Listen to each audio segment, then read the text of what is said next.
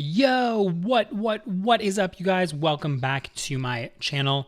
Now we are on day 9 of our beginner series for Summoner's War. And guys, we did something pretty awesome today. So let's dive right in and I will show you what it is that we achieved in today's grind. So I'm going to head over to the Giants Keep B10 and we are going to attack the Giants B10 on auto. Now, I told you at the end of our last video that we did a couple of different things, but the number one thing that I wanted to note is that I said I was going to grind somebody to 6-star today, even if it killed me, and it dang near did. And I also said that we were going to grind GB7 to get some runes so that we could clear GB10. So I was grinding in the Giants and I did it for a little while, not too long. And I thought, hey, maybe I have the runes to actually clear Giants B10. So I tried it a couple of times. We did not clear it. We did not clear it multiple times. And I realized that I was missing out on something really important. And that's what I want to talk to you about today. And that is Giants B10 and the power of accuracy. So accuracy is a substat of your monsters, and each of your monsters has a certain amount of accuracy. And you can add to that accuracy by giving them different runes, and runes can increase their accuracy. Now, accuracy we can get really fancy about it, but it's really a fancy way of saying how likely is the monster to land the effect that they have. So for example, when Bella, our light Ingunami, attacks with her first skill, she has a chance to reduce the boss's defense. But if she has low accuracy and the boss has resistance or a resistance percentage that's higher, it's hard, if not impossible, to actually land that defense break. So what you'll notice early on as you ascend the Giants is that if you don't have enough accuracy, you're not actually going to land your attacks. So what I want you to understand about the Giants B10 is that they have an accuracy cap. And what I mean by that is that you can get your accuracy from 0 to 100%. However, within the Giants B10, your accuracy can never be more effective than 45%. So if you get your monsters up to 45% accuracy, you basically have enough accuracy to go into the Giants. So my goal today was to do 2 or 3 big things. The first being that I get my monsters to have enough HP. Because if they don't have enough HP, they can't survive kind of the attacks that the Giant just dishes out, right? So notice how he's dishing out attacks, but I'm not dying off immediately, right? We came close a couple times there, but we are not dying off immediately. So it's really important that we have high enough HP. I think you need an HP of about 13 to 15,000 on win monsters and about 17 to 20,000 on non-win monsters. And then you want to get an accuracy of about 45%. So I just wanted to show you once that we can clear them. We're going to sell this rune because it's a flat stat in slot 2.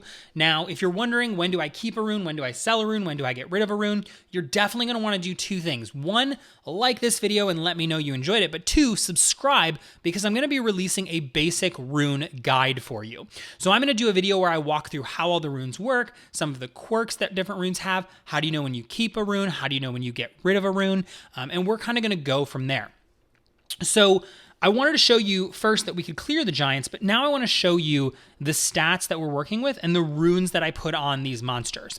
So Vero has his violent set at 9+ across the board that was given to us for fusing the Dark Ifrit. So if you haven't already, make sure you check out my video on how to fuse the Dark Ifrit in 48 hours. You can do it on a Friday, Saturday. You kind of have to do it on a Friday, Saturday because of when the Essence dungeons are open.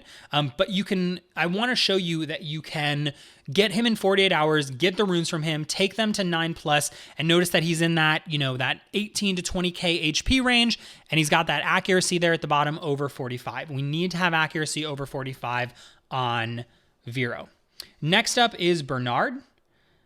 I want to have him on Swift. So what I'm really looking for right now is a Swift HP slot 6 rune. It's a really specific rune, but that's what I'm looking for because I want to have him on Swift focus.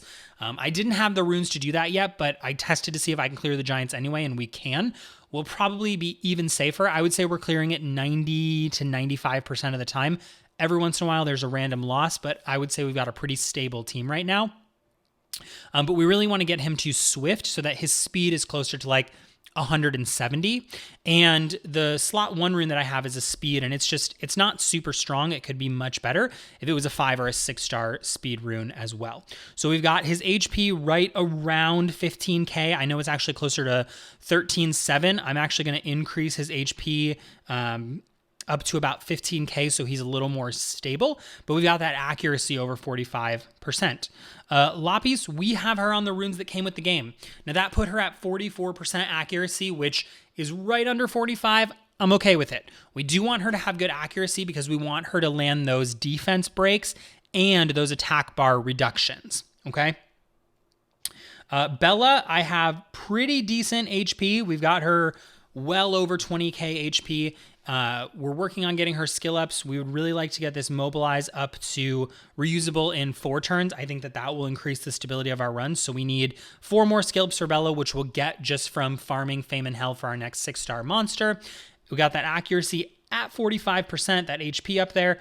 And then Shannon is a little weak. Her accuracy is at 41% and her HP is right at 15. So she could stand to have a little more HP. She could stand to have a little better accuracy, and we could stand to get her a better rune set. So right now we have her on 1 energy set, and the rest is just broken. We were just getting runes with HP and accuracy to make stuff happen. So the reason I illustrate this with Shannon is to show you that it's not always about set effects. Just because you have a set effect doesn't mean that your monster can't perform better without them.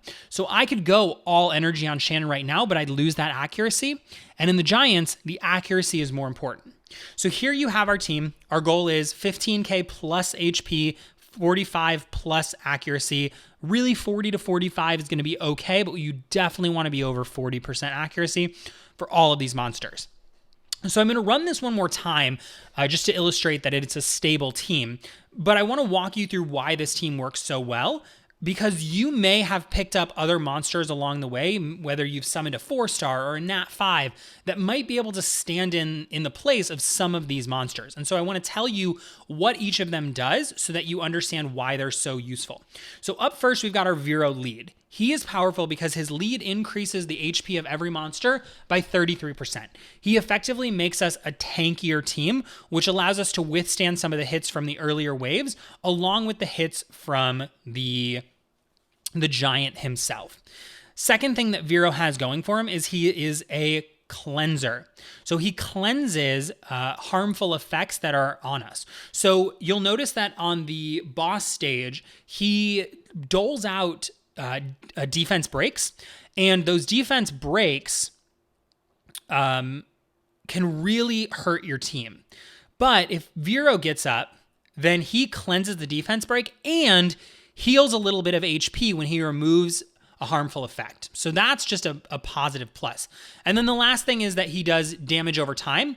So when you're against the bosses like this, or the boss at the end, you're able to kind of, even if you're not landing really high, powerful attacks from your damage dealer, you're slowly eating away at their HP by landing DOTs, okay? So that's really beneficial. Second thing that we need to look at is Bernard. Bernard does a multitude of things, and if you're going to replace him, you need somebody that's an attack bar booster and a speed up monster. So what you'll notice is that his third skill, his Tailwind, increases our speed, but also increases our attack bar. So we get more turns in between the monsters. The more speed you have, the more turns you can take. So if your speed is 200 and your opponent's speed is 100, it means that every one time they go, you go twice. So you can see how having a speed of like 170, 180 is really going to stack up over time. And then the other thing that Bernard has on us is he's got that defense and attack break. So he breaks the attack, and we're going to see if we can land it here in just a second. He'll do an attack debuff on the giant, and he will also do a defense debuff on the giant. So, he's an attack bar booster, he debuffs, he's really, really beneficial. So we definitely want to keep him in our repertoire. Lapis, who we just lost, it does happen every once in a while on the boss stage. It's not a death sentence. We can still clear this boss. But she is an attack bar reducer, a defense breaker, and that's really, really beneficial because she basically stops the giant from getting too many turns where he hits everybody on the field. So you'll see when he goes, that's his turn. And Lapis stops that from happening too often. Now, Bella is a healer, a stripper, and a defense breaker. So you'll notice what she just did there. She took away his attack boost by using her seize effect. And that's really, really powerful because it stops the giant from being too, attack heavy and essentially kind of killing us off with his high powered attacks. She then also heals to sustain our team. And then she's got the defense break on her first skill. The last one that I want to point out is Shannon. And I won't run it again, but I'll show you in our lineup here. Shannon has some really powerful skills. So she's a buffer. She increases the attack power so that we're landing heavier hits and our defense so we're taking less damage every 4 turns. She slows down the enemy's speed. So while Bernard is speeding us up and increasing our attack bar, Shannon is decreasing the speed of the giant and the team. So basically we're setting it up so that we don't just go once every time they go, we're going multiple times every time the enemy takes a turn. And then she has a 50% chance of making it so that the enemy lands a glancing hit. And a glancing hit is exactly what it sounds like. If the monster doesn't hit you or land a critical hit and he lands a glancing hit, you take less damage. So these 5 work really, really well together. Now, if you're struggling with Lapis, you could swap out Lapis with Darien, which is why I 6-starred my Darien today. So I'll show you the other thing that we did today, and that is that we 6-starred Darien. But I kept finding that because I didn't have enough runes to get his speed up, he's not tanky enough with his HP, even with decent accuracy, I wasn't getting runs as consistently as I am with the team that I'm showcasing here. So this is the team that I'm going to keep running Giants B10 with. So just to kind of recap what we covered, if you want to crush it, you need at least 15 to 20k HP, a little less if you're a wind monster, a little more if you're not, at least 45% accuracy, and you really want to set it up so that you are consistently landing those debuffs and you have the people on your team to buff. We talked about how the Dark Ifrit is a cleanser and a DOT. Bernard is an attack bar booster and debuffer. Lapis is an attack bar reducer and a defense breaker. Bella is a sustainer with her heal, a defense breaker, and a stripper with her seize skill. And that Shannon is a debuffer and a buffer. And when you bring all these together, you can clear Giants B10.